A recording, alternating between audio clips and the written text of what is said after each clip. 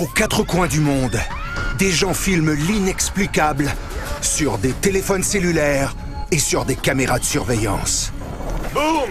Du Royaume-Uni aux États-Unis, Je l'ai vu pendant un bref instant, puis il a disparu. de plus en plus de phénomènes inexpliqués sont captés sur vidéo. Oh mon Dieu! La chaise a glissé sur le plancher. Oh mon Dieu, Ben, je sors d'ici.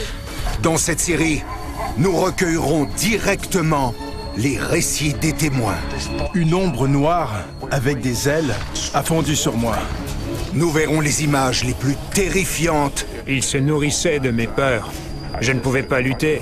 Des extraterrestres. les plus remarquables Quelque chose s'est écrasé ici. C'est bizarre. et les plus inexplicables que vous avez filmés.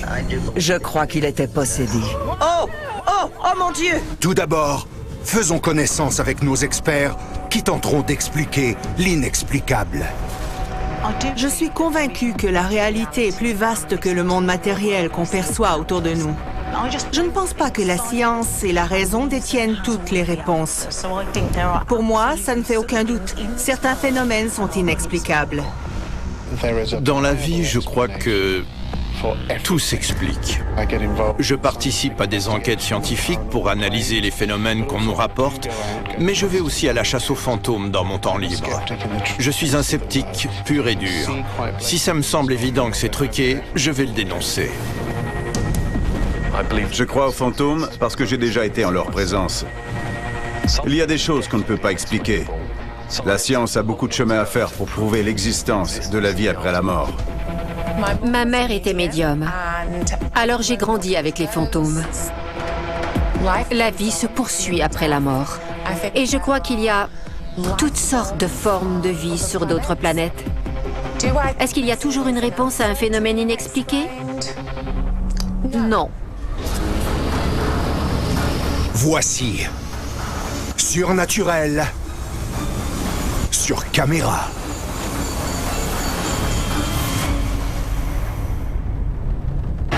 Dans cet épisode, C'était un cri comme ça. une rencontre à rebrousse-poil avec Bigfoot. Je n'ai jamais eu aussi peur. Les cheveux sur ma nuque étaient tous hérissés. Le Grassman de l'Ohio. C'était peut-être le Grassman ou le Bigfoot. Une créature invraisemblable échouée sur la plage. Mon Dieu. Mais qu'est-ce que c'est cette chose? Un terrifiant intrus s'amuse à faire le clown. Quelque chose a heurté cette chaise. Et on en a plein les mains avec une enquête menée dans un motel thématique. Il vient de bouger. Rendons-nous d'abord en Ohio, aux États-Unis, où une partie de chasse Il s'est mis à grogner. Je n'ai jamais entendu un animal produire un son de ce genre. se transforme en quête du Bigfoot. J'avais honnêtement peur qu'il vienne nous mettre en pièces.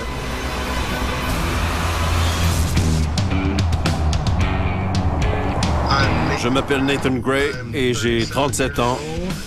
Je vis à Lore City, en Ohio. Grand amoureux du plein air, Nathan ne perd pas une occasion de partir à l'aventure.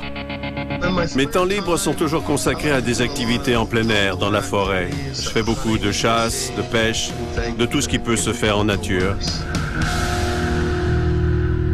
Voici justement l'un des endroits que Nathan adore explorer. Le parc de Salt Fork est célèbre parce qu'on y aurait aperçu le légendaire Grassman. On l'appelle aussi Bigfoot ou Sasquatch. Il y a même un endroit précis, près d'un terrain de camping sauvage, baptisé la crête du Bigfoot. Ces histoires ont nourri mon imagination quand j'étais enfant. C'était fou de penser qu'une créature pareille vivait peut-être dans la région. Je me disais que je pourrais l'installer dans mon sous-sol et l'avoir comme compagnon. Une fois devenu adulte, je n'y croyais pas dur comme fer, mais je n'étais pas non plus sceptique. Je gardais l'esprit ouvert. J'ai toujours été intrigué et intéressé par ces légendes. C'était une journée de janvier. Il faisait froid. La température était changeante. Mon ami et moi, on voulait prendre des images du paysage hivernal. Il nous fallait une autorisation pour survoler le parc avec un drone. Sinon, c'est illégal. Ayant obtenu la permission d'utiliser son drone, C'était quoi? Nathan a vite compris que la balade s'annonçait moins paisible que prévu. Ce bruit... Ça venait de là-bas? On suivait des sentiers de randonnée dont il ne faut vraiment pas s'écarter en temps normal. Les cascades d'eau des grottes étaient encore complètement prises dans la glace. C'est quand on se trouvait près de ces grottes qu'on s'est mis à entendre une sorte de feulement, de hurlement. J'avais presque l'impression qu'un animal se faisait tuer au loin. C'était à glacer le sang. On a décidé de s'approcher pour découvrir d'où venaient ces bruits. Je suis content de faire voler le drone. L'image pourrait être de meilleure qualité, mais pour l'instant, on essaie surtout de localiser ce qui produit les bruits qu'on entend. Le drone avait parcouru plus d'1,5 kilomètre quand il a enfin capté une image. Vu de cet angle, ça ressemblait à deux créatures debout en train de se battre. Intrigués par les silhouettes captées par la caméra, Nathan et son ami se déplacent dans leur direction. On est tombé sur ce qui semblait être un très gros tas d'ossements de chevreuil. On voit qu'il y a beaucoup d'os, beaucoup de fourrure. On n'était pas dans une zone où il est permis de chasser. Alors évidemment, on était de plus en plus sur nos gardes. Ces animaux ont été dépecés. Mal à l'aise après avoir découvert des carcasses d'animaux, Nathan commence à sentir qu'une présence s'approche parmi les arbres. On entendait des brindilles s'écraser, des branches se casser. À ce moment-là, je me suis dit que ça pourrait être le Grassman de l'Ohio, autrement dit, le Bigfoot. Le Grassman de l'Ohio. À la base, les légendes naissent toujours d'un élément de vérité. C'est exactement le cas du Bigfoot. Ce sont des histoires déformées basées sur des témoignages de gens qui ont aperçu d'énormes grizzlies dans cette région de l'Amérique. Autrefois, les histoires du Bigfoot faisaient partie du folklore. Elles étaient transmises par les familles de génération en génération. Aujourd'hui, il fait partie de la culture populaire. C'est ce qui pousse de plus en plus de gens à partir eux-mêmes à sa recherche. Une créature mythique est un animal qui n'a pas été répertorié par la science. Ces créatures évoluent au fil du temps grâce au folklore, aux mythes et aux légendes, que ce soit le monstre du Loch Ness, le Bigfoot, le Yeti ou le Chupacabra. À mon avis, on a maintenant accès à beaucoup trop de preuves concrètes accumulées au fil du temps pour nier qu'il y a bel et bien une créature humanoïde qui rôde dans ces régions. À venir, Nathan voit sa quête du Bigfoot atteindre de nouveaux sommets. Plus de 9 pieds et je n'ai toujours pas atteint cette fameuse branche.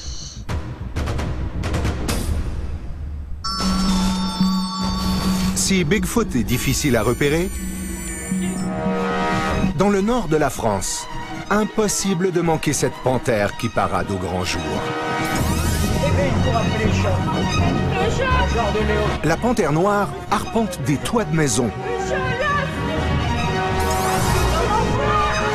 à 3 étages de hauteur et dangereusement près du bord.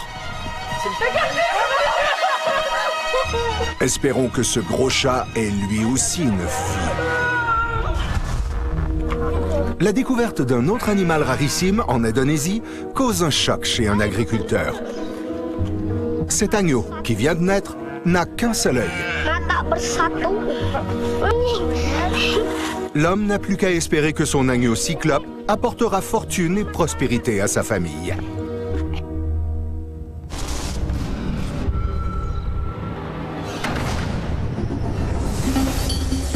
Rendons-nous maintenant à Liverpool, au Royaume-Uni. Sur une plage déserte. Mon Dieu, mais qu'est-ce que c'est cette chose? Une créature qui défie l'entendement. Je n'avais aucune idée de ce que ça pouvait être.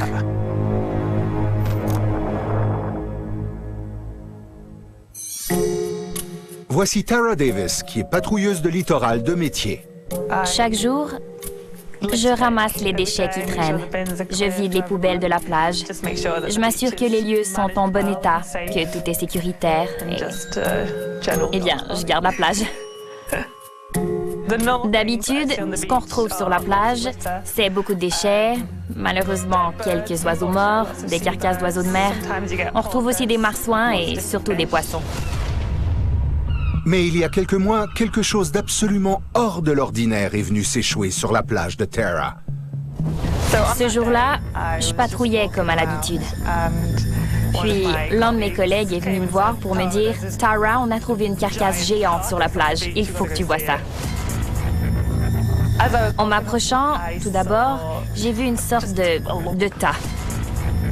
Une masse noire qui avait l'air d'un corps échoué sur la plage, de loin. Je n'en croyais pas mes yeux. On n'avait jamais rien trouvé d'aussi gros. C'était si étrange. On aurait dit tellement d'animaux différents mêlés en un seul corps. Mon Dieu, mais qu'est-ce que c'est cette chose? Impossible de distinguer une tête. On voyait des os qui ressortaient vers le haut en perçant la peau. C'était dégoûtant. Il y avait du poil ou de la fourrure par endroits et de la peau nue ailleurs. La créature semblait avoir des sabots, des gros replis de peau grise. C'était complètement incompréhensible. Je n'avais aucune idée de ce que ça pouvait être. De loin la chose la plus immonde que j'ai vue sur la plage. Mais la créature n'avait pas qu'un aspect repoussant. Elle dégageait aussi une odeur pestilentielle. S'il y avait eu du vent, on l'aurait senti à des kilomètres.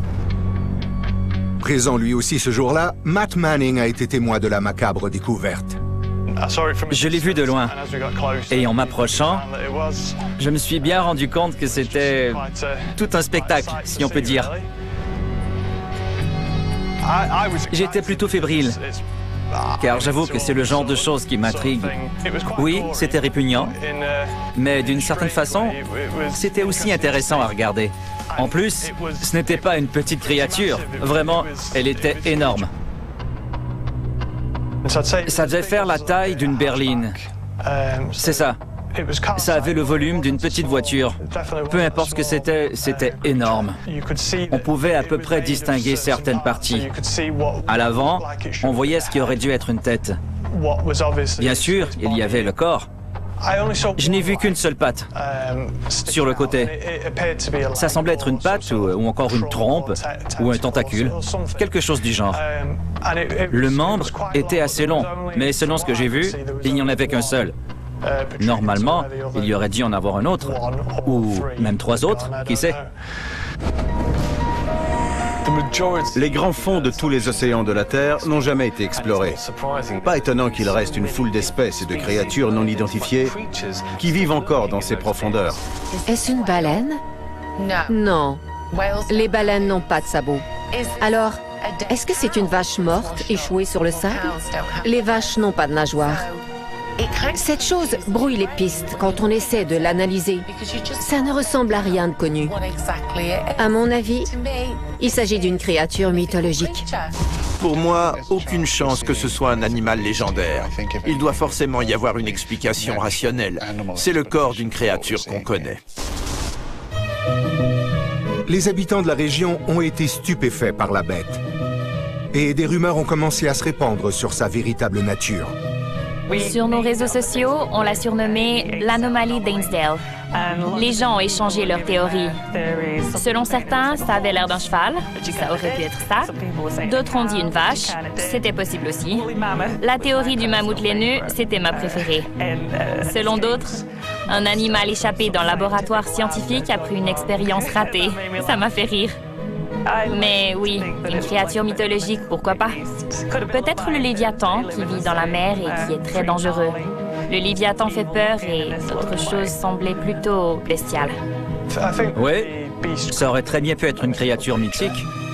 Après tout, on ne sait pas ce que c'est. Alors on ne peut pas éliminer la possibilité d'une chose complètement hors du commun. Personne n'a encore réussi à me donner une explication convaincante pour comprendre ce que la créature faisait là, ce que c'était, ou comment il s'est rendu à cet endroit. Malheureusement, on dirait que toutes ces questions resteront encore longtemps sans réponse. Il me semble qu'une équipe de professionnels en combinaison est venue récupérer le corps. Je crois qu'on ne saura jamais ce que c'était. Elle n'a pas été identifiée par les services de conservation marine. Personne n'a fait de test d'ADN. Malheureusement, il ne reste que des théories et des possibilités. Mais j'y pense encore aujourd'hui. Je serais curieuse de savoir son histoire. Comment elle s'est rendue là? Qu'est-ce qui lui est arrivé? Pourquoi s'est-elle échouée sur cette plage parmi toutes les plages du monde? Mon hypothèse serait l'intervention d'extraterrestres ou d'ovnis, de créatures de l'espace. C'est possible. Comme on ne sait pas ce que c'est, on ignore ce que ce n'est pas. Mais il n'y a pas que sur les plages de Liverpool que d'inexplicables créatures font naufrage. En Indonésie, cette carcasse gigantesque flotte dans une rivière. Mesurant 75 pieds en longueur et 13 pieds en largeur, pas évident pour les résidents de la récupérer tout en libérant la rivière. À ce jour, cette bête colossale n'a toujours pas été officiellement identifiée. Et il est rare que des créatures survivent après s'être échouées. En Thaïlande, cette étrange bestiole marine est bien vivante et mystifie les témoins. Trouver cette chose dans leur filet a semé la confusion la plus totale parmi les pêcheurs du coin.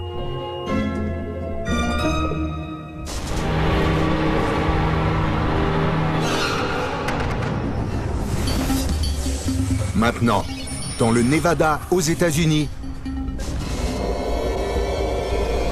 on fait appel à des esprits dans l'au-delà.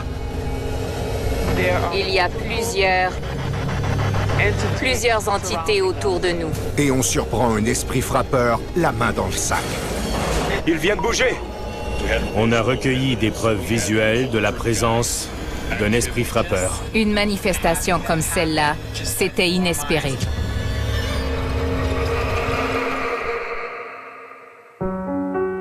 Voici Jonathan et Célia, deux amoureux d'abord unis par leur passion commune, le paranormal. Quand j'étais enfant, j'ai été témoin de plusieurs phénomènes surnaturels, à plusieurs endroits différents. J'essayais de me dire qu'il y avait une explication logique. Quand on est jeune, on se fait dire que rien de tout ça n'existe. Mais une fois adulte, je me suis mis à m'intéresser à cet univers de plus près. Et j'ai compris que tout ça était réel. Moi aussi, j'ai vécu des expériences du genre quand j'étais adolescente. J'ai été témoin de l'activité d'esprits frappeurs. À une époque, j'ai cru que je devenais folle et je refusais de reconnaître ce qui m'arrivait. Mais en vieillissant et en prenant de la maturité, j'ai décidé de m'intéresser à ces phénomènes et de les aborder de front. Au cours de la dernière décennie, le couple a exploré une multitude d'endroits hantés. Mais c'est sans comparaison avec leur séjour au motel des Clowns, au beau milieu du désert du Nevada. En 1985, un duo de frères et sœurs ont ouvert le motel des Clowns en l'honneur de leur père. Celui-ci collectionnait les clowns. C'est pourquoi il y a ce motel thématique au beau milieu du désert. Et apparemment, l'un des clowns grandeur nature serait hanté et pourrait bouger ses mains. Tonopah, au Nevada, est une ancienne ville minière et beaucoup de décès y ont été recensés. Par conséquent, la région est pleine d'énergie paranormale. Il y a eu plusieurs tragédies au fil du temps. Des incendies dans la mine, des inondations, et une partie du motel a été bâtie sur le terrain du cimetière. Étant donné le sombre passé du cimetière, Célia et Jonathan se sont dit qu'il serait le point de départ idéal pour leur enquête. On voulait découvrir ce que cachait le cimetière. Et disons qu'on en a eu plus que ce qu'on espérait. Bon, si on marchait un peu vers l'arrière du cimetière, ok? On ressentait une énergie extrêmement particulière dans le cimetière, surtout tard la nuit. On s'est senti observé dès qu'on y a mis le pied. On va se diriger vers l'arrière, suis-moi.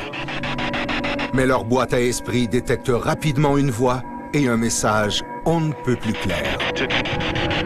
Bonne chance à vous. Une mise en garde. Recule. Qu'est-ce qui va se passer si on continue? Non? Pourquoi pas? On marchait vers l'arrière du cimetière Et à mesure qu'on avançait, une entité se manifestait sur notre boîte à esprit pour nous dire de ne surtout pas aller plus loin, de ne pas nous rendre jusque-là. On aurait peut-être dû l'écouter. J'ai entendu des bruits de pas derrière nous à l'instant, pendant qu'on marchait. Je crois que j'ai vu une ombre. J'ai eu l'impression qu'on était encerclés par une foule d'entités. Là où il y a ce gros... C'était quoi? Quelque chose nous a frôlés. On aurait dit que quelqu'un courait autour de nous. Il y a plusieurs entités autour de nous en ce moment. C'est exactement ce que je ressens. Et je n'aime pas ça du tout. Non, vraiment pas. Ces choses nous jouent des tours.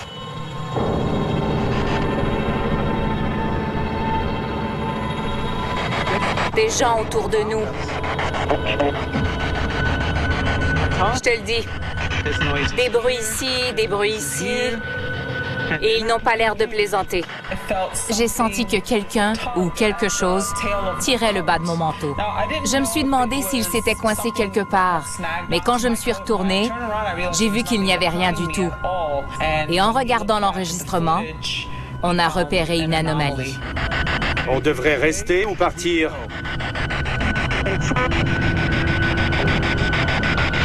Est-ce que vous pouvez me parler?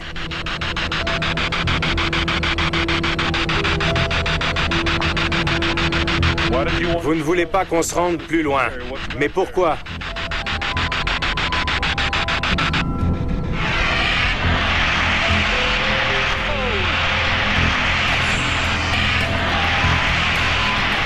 J'étais immobile et la boîte à esprit s'est mise à produire un crépitement sonore très intense. Rien ne passait. À ce moment-là, la machine a produit une décharge électrique qui est remontée dans mon bras et jusqu'à mon corps. On le voit sur mon visage, ça m'a absolument terrorisé. Oui, j'ai vu que ça t'avait vraiment ébranlé, que tu étais sous le choc. L'expression sur son visage m'a fait peur à moi aussi. Effrayé, il voit cette décharge électrique comme une invitation à quitter les lieux le plus vite possible. L'avertissement était très clair. Arrêtez-vous tout de suite. N'allez pas plus loin. C'était une mise en garde. Mais leur enquête n'allait pas s'arrêter là. Plus tard... Quelque chose a heurté cette chaise. À l'intérieur du motel, les esprits frappeurs font des pieds et des mains. Il vient de bouger!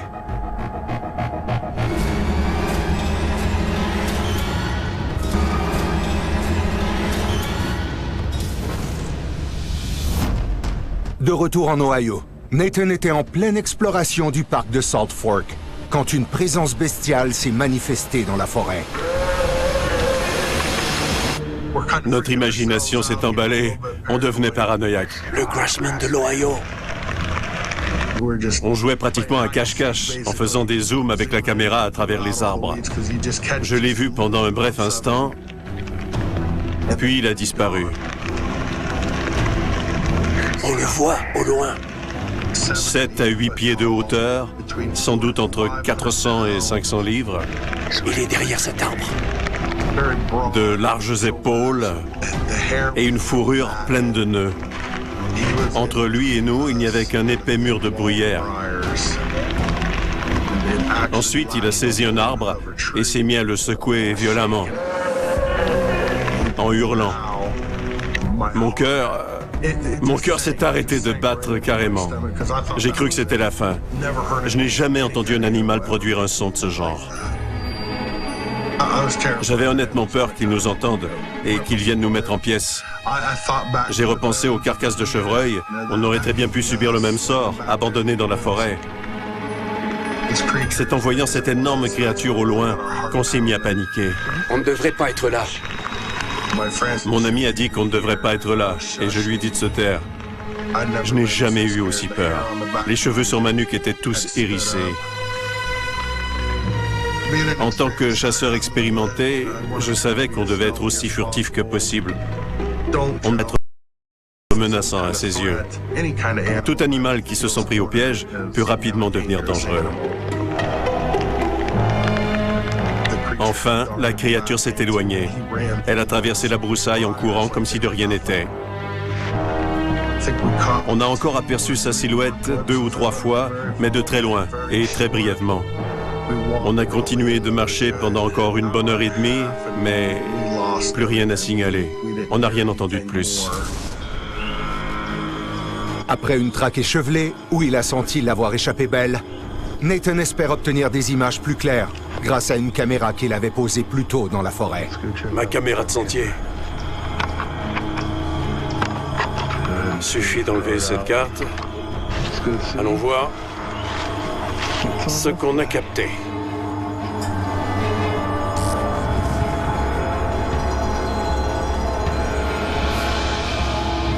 Il se tenait à peu près ici et sa tête atteignait presque cette branche, juste là.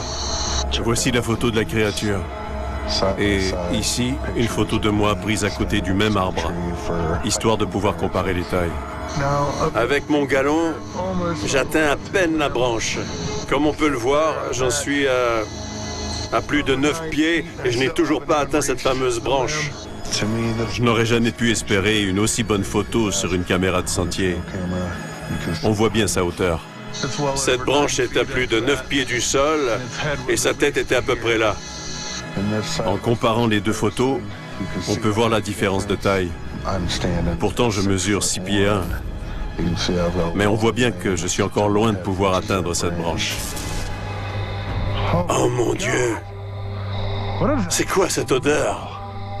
Déterminé à confirmer ce qu'il a vu ce jour-là, Nathan retourne sur les lieux à la nuit tombée pour recueillir de nouvelles preuves, équipé d'une caméra à imagerie thermique. Quelques mois après avoir vu la créature, je suis retourné au même endroit, à Salt Fork. Ça bouge par là. Qu'est-ce que l'infrarouge détecte? Tout d'un coup, il y a eu des bruits, des grognements. Ça vient des arbres. Oh merde, je n'arrête pas de trembler. À ce moment-là, j'ai vraiment ressenti une terreur pure qui s'emparait de mon corps. Je me suis demandé si j'allais sortir de cette forêt vivant. Il se déplace, mais où? J'ai entendu qu'on lançait une branche derrière moi. Bon sang! Je me suis retourné pour voir d'où ça venait, et j'ai entendu les branches bouger. Bon sang! Je vais mourir. Je vais mourir ici. J'ai eu l'impression que la créature était tout près, et j'ai entendu un grognement sonore très profond. Il était là. Je me suis mis à courir. J'avais la nausée tellement j'avais peur. Et c'était pire encore dans le noir parce que je ne voyais rien du tout. J'étais essoufflé, je me sentais faible. C'est là que j'ai vraiment craint pour ma vie. Ok, il faut que je m'éloigne d'ici. Enfin. On dirait bien qu'on a une empreinte. Plus tard, dans la forêt, Nathan fait une découverte digne du Bigfoot qu'il croit avoir aperçu. Ma main avait l'air minuscule. Elle couvrait à peine le talon.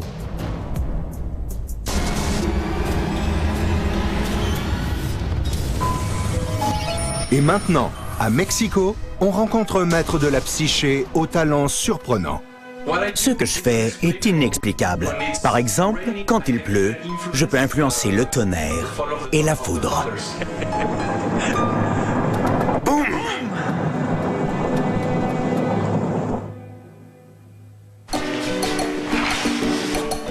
Bonjour, je m'appelle Antonio, j'ai 28 ans, je viens de Mexico et je suis télékinésiste. Pour le dire simplement, Antonio peut déplacer des objets sans même les toucher. Certains prétendent que je fais de la magie, mais je me décrirais comme un sorcier plutôt que comme un magicien. J'ai le pouvoir d'attirer les plantes vers moi et de diriger les feuilles qui flottent sur l'eau. Je peux faire rouler des gobelets sur des surfaces planes. Je peux aussi ordonner au vent de se lever. Et tout ça, c'est grâce à la relation que j'ai réussi à créer avec les énergies qui m'entourent. Le talent spectaculaire d'Antonio s'est manifesté dès son plus jeune âge. Quand j'étais enfant, ma mère me disait souvent que j'avais des mains magiques. Mes mains pouvaient dégager, transmettre et faire ressentir de l'énergie. Un jour, elle a tenté une expérience. Elle a pris mes mains dans les siennes quand j'étais encore bébé. Elle a senti son amour sous forme de courant d'énergie qui passait de son corps au mien. Je me suis mis à rire. J'étais vraiment heureux. Elle a compris qu'il y avait quelque chose de spécial dans notre énergie, qu'on pouvait volontairement la transmettre à quelqu'un. Pour décrire la psychokinésie, je dirais que c'est la capacité à comprendre que l'esprit humain et le cosmos ne font qu'un. Une fois qu'on a compris ça, on peut influencer le système qui nous entoure en faisant appel au pouvoir de l'esprit et de l'intention. Je peux faire bouger des billes, des verres de polystyrène, des objets de polystyrène, comme ils sont plutôt légers, des plumes, des papiers, de l'aluminium, des balles de plastique et des ballons. Au départ, j'ai longtemps exercé mes pouvoirs sur des objets inertes.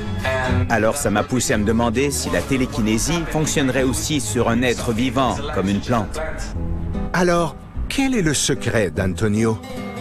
D'abord, je salue l'espace où je me trouve. Puis, je lui présente mon énergie. Je me sers beaucoup de mes mains. Elles m'aident à ressentir les choses. Grâce à leur magnétisme, j'arrive à manipuler beaucoup plus facilement les objets qui m'entourent. Je concentre l'énergie vers moi, puis vers la plante qui se trouve en face de moi.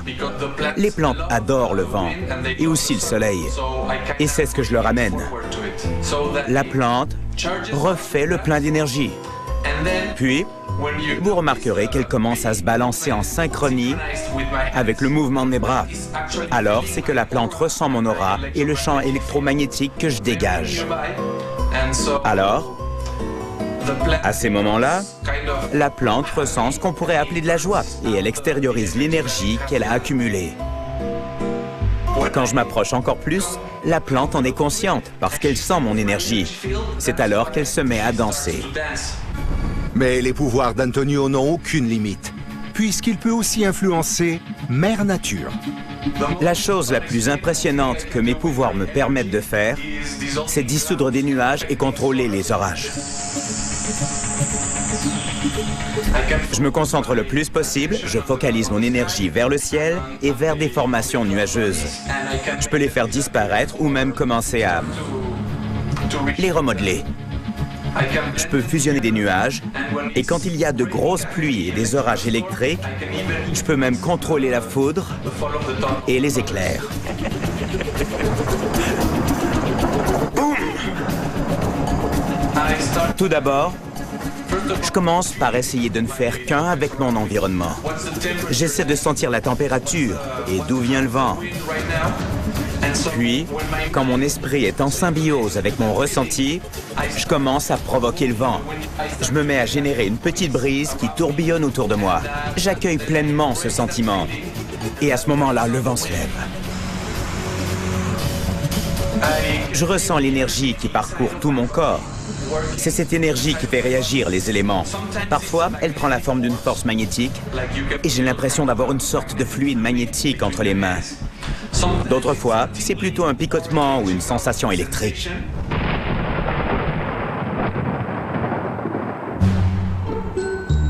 Même si Antonio n'hésite pas à expliquer la méthode derrière ses étonnants pouvoirs, certains sceptiques persistent à croire que son discours n'est que du vent.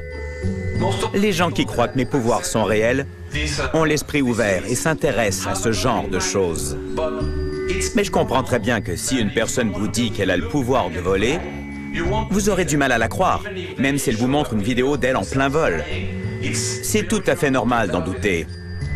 Ce que je fais est inexplicable, parce qu'on n'a pas encore les outils pour mesurer les énergies et les forces de ce genre, pour que ce soit reconnu par la science. Ses pouvoirs sont peut-être inexplicables, mais Antonio est persuadé qu'en suivant son exemple, et en s'entraînant un peu, nous pourrions tous devenir maîtres de la télékinésie. Je crois que les pouvoirs surnaturels sont des compétences que tous les êtres humains possèdent à la base. Quand les gens me disent qu'ils ne croient pas à mes vidéos et que mes pouvoirs sont faux, je suis triste pour eux, parce qu'ils ne sont pas prêts à accepter l'un des plus grands mystères de l'existence. Je leur dis simplement d'ouvrir leur esprit et d'ouvrir leur cœur. Ils n'ont qu'à en faire l'expérience par eux-mêmes pour entrer en contact avec les énergies. En conclusion, pour avoir des pouvoirs surhumains, rien de tel qu'un peu d'entraînement.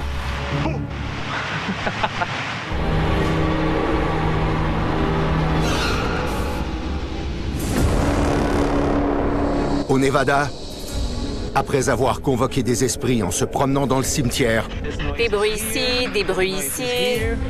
Oh! nos enquêteurs paranormaux, Jonathan et Celia, passent la nuit dans le motel le plus inquiétant de tous les États-Unis. Le motel des clowns est un endroit qui donne froid dans le dos. Et apparemment, l'un des clowns, grandeur nature, serait hanté et pourrait bouger ses mains. On se trouve dans le bureau. Le bureau du motel des clowns. On va essayer de filmer celui-là en train de bouger. Alors, si vous avez envie d'être témoin d'un phénomène paranormal ou d'en vivre un, il faut absolument y aller. C'est l'endroit tout désigné, surtout si on a la phobie des clowns. Affrontez vos peurs. Quand on entre dans le motel, on est accueilli par une collection de milliers de figurines de clowns disposées un peu partout dans le bureau. La plupart sont sur des étagères, mais le clou de la collection est une sorte de poupée de clown grandeur nature. Elle est assise juste là, sur une chaise au beau milieu de la pièce. En soi, c'est déjà un peu effrayant. J'allume le détecteur de voix. On voulait capter des preuves de cette fameuse activité paranormale. On a installé plusieurs caméras infrarouges dans le bureau. Il y avait quelques caméras fixes et 2 caméras avec vision nocturne qu'on tenait à la main. Enfin, on avait aussi une boîte à esprit pour la communication et un détecteur de champs électromagnétiques.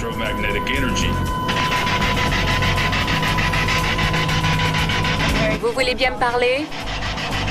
Quand je me suis assise près du clown et que j'ai essayé de lui parler, l'atmosphère autour de nous a changé tout d'un coup, de façon inexplicable.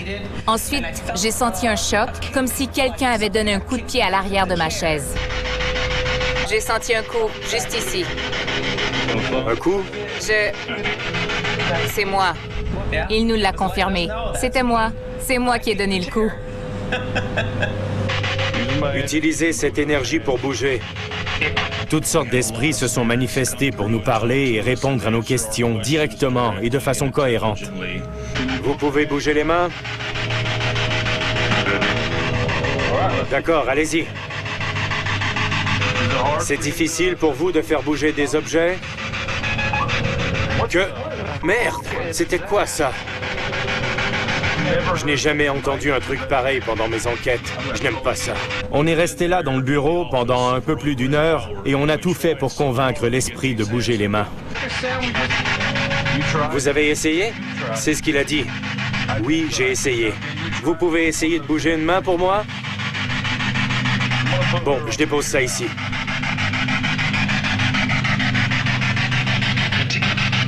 Ça dépend de vous. Il dit que ça dépend de nous. Vous êtes toujours là? Je suis fatigué. Fatigué? D'accord. Alors, si je comprends bien, vous dites que vous n'avez pas l'énergie de faire ce qu'on vous demande en ce moment. C'est bien ça? Je vais poser ma main ici. C'est bon? Peu importe? Oui. Wow! C'était quoi ça? Je viens de filmer quelque chose près de sa main, de la main gauche. Qu'est-ce que c'était?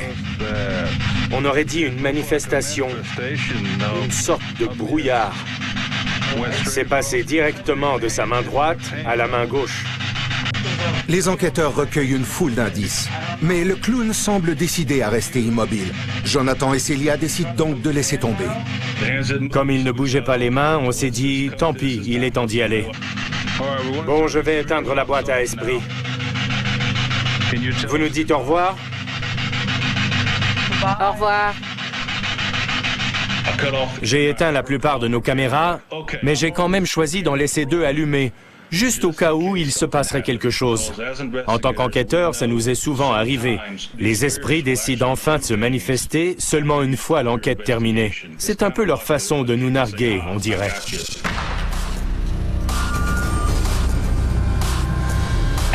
J'ai vu un mouvement et j'ai dit à Jonathan que le clown avait bougé une de ses mains. Il m'a demandé « Tu en es sûr ?» Et au moment même où je lui ai répondu oui, le clown a bougé son autre main. Oh! Les deux mains. Jonathan et moi, on était ébahis. Il faut comprendre que les esprits ont besoin d'énormément d'énergie pour faire quelque chose du genre et déplacer des objets du monde physique. Une manifestation comme celle-là, c'était inespéré. J'étais sous le choc. On était extrêmement fébrile. On avait atteint notre but. L'énergie était palpable dans la pièce à ce moment-là. Honnêtement, les clowns me terrorisent. C'est sans doute ma plus grande phobie. Alors jamais je n'irai enquêter seul dans le motel des clowns. À mon avis, les clowns sont injustement victimes de toute cette mauvaise publicité. Pensez-y un peu. La phobie des clowns est l'une des plus répandues. C'est probablement en raison de leur aspect mi-humain, mi-monstrueux. Peut-être que les mains du clown ont glissé lentement de ses genoux toute la soirée, à l'insu des enquêteurs, et qu'elles ont fini par tomber naturellement. Mais il faut dire, c'est arrivé à un drôle de moment. L'une des mains qui tombe et puis l'autre juste au moment où les enquêteurs allaient partir. On dirait presque que l'esprit qui habite ce pantin tenait à avoir le dernier mot. On avait des preuves audio et même des enregistrements vidéo. On avait été témoin de la présence d'un esprit frappeur. Le motel des clowns nous a offert l'expérience de rêve de tout enquêteur paranormal. Tout ça s'est passé en une seule nuit. Et c'était vraiment exceptionnel pour nous d'avoir vécu tous ces phénomènes en une seule visite. On peut les applaudir à deux mains pour leur enquête et pour le souvenir qu'ils en ont rapporté. On n'est pas reparti du motel des clowns les mains vides. Les propriétaires nous ont donné une figurine de clown de la collection d'origine. Espérons que celui-ci aura les mains moins baladeuses.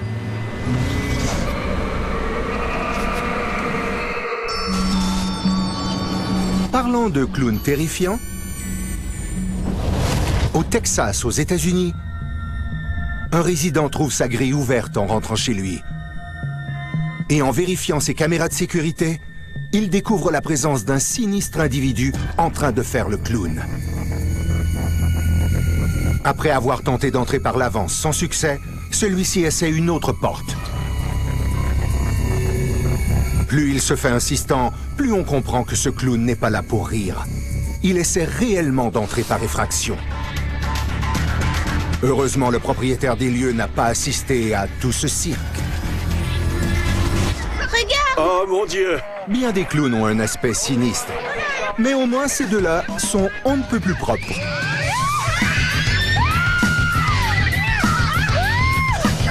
Rachel! Rachel! Cette famille de l'Ohio passe faire un tour au lave-auto et récolte en prime la frousse de sa vie.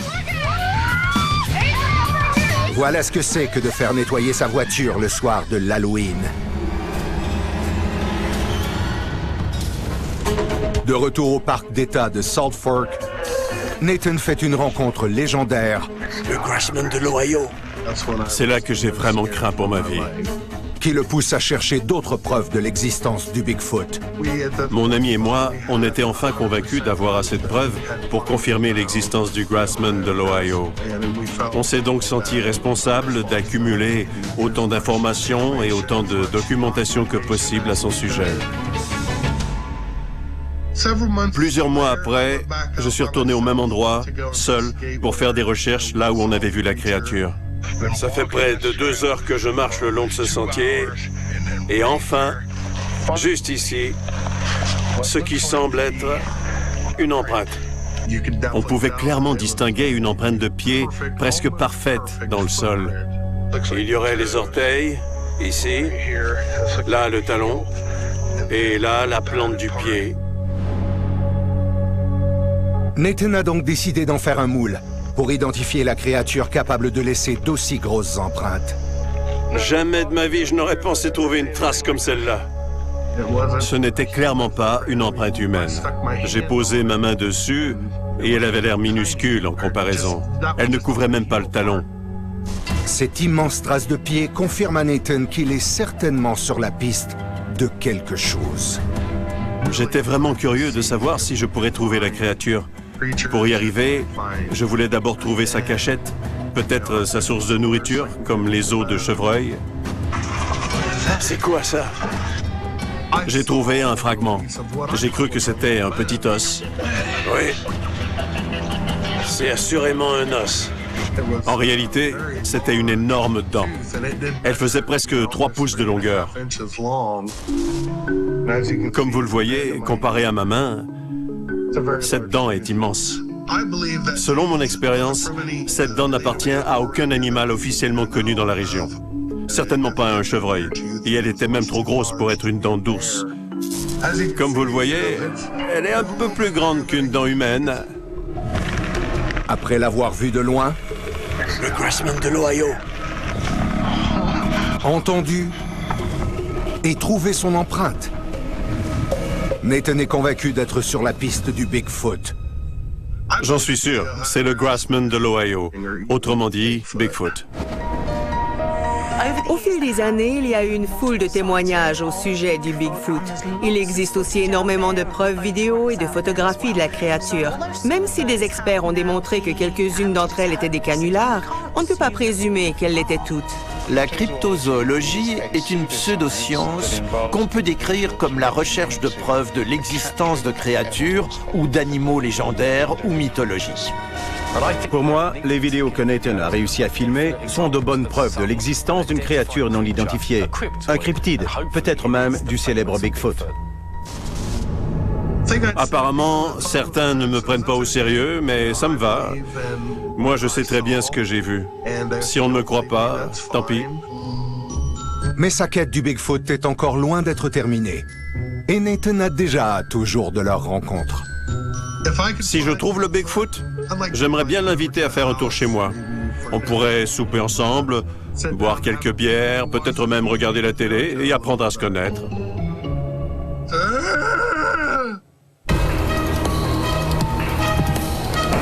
Boum!